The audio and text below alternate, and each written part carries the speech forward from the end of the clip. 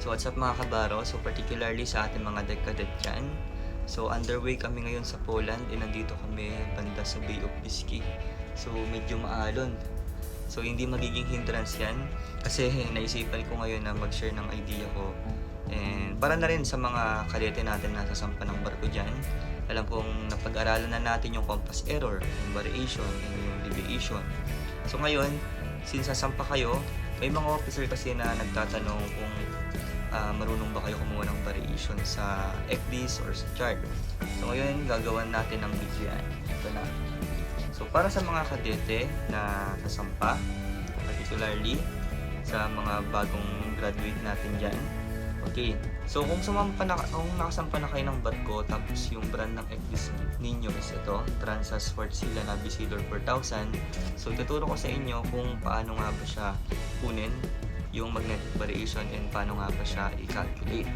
Okay, so pag sinabi natin yung magnetic variation, di ba ito yung difference ng true north tsaka yung magnetic north, wherein itong true north, ito na yung pinaka-fixed point. So meaning, hindi na siya nagbabago, yan na talaga siya, geographic North Pole.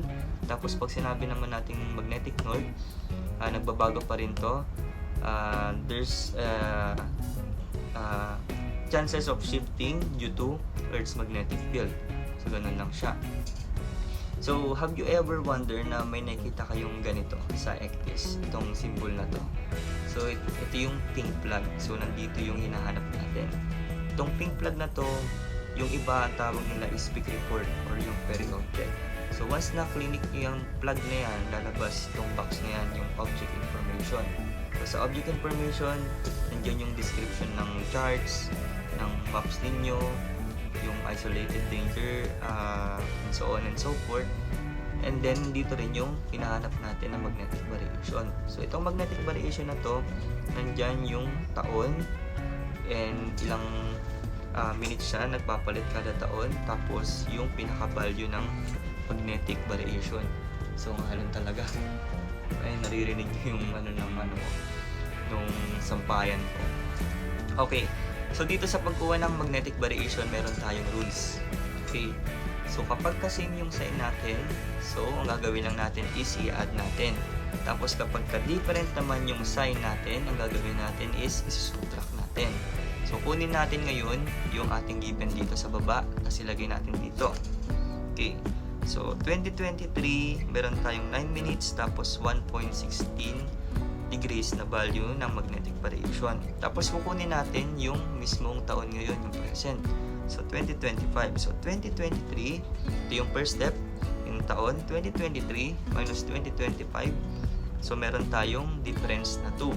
And then i-multiply natin yan sa minutes, which is itong 9. So 2 times 9, so meron tayong 18.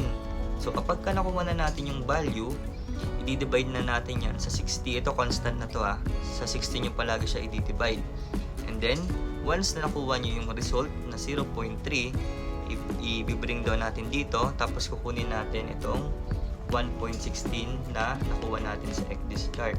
So 1.16, so since same sila ng sign, 1.16 plus 0.3, ang sagot natin is 1.46 is. So, sir, bakit siya naging east at hindi west?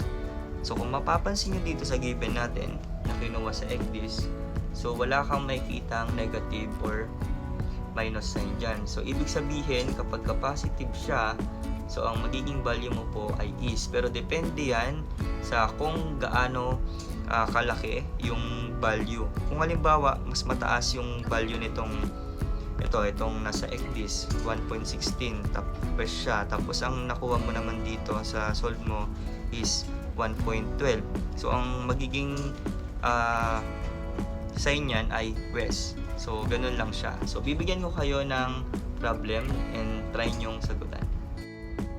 Okay guys, ito yung ating problem. So try to solve, okay lang kahit na magkamali kayo. So gagawan din natin ng video yan kung ano yung magiging sagot ng ating practice problem.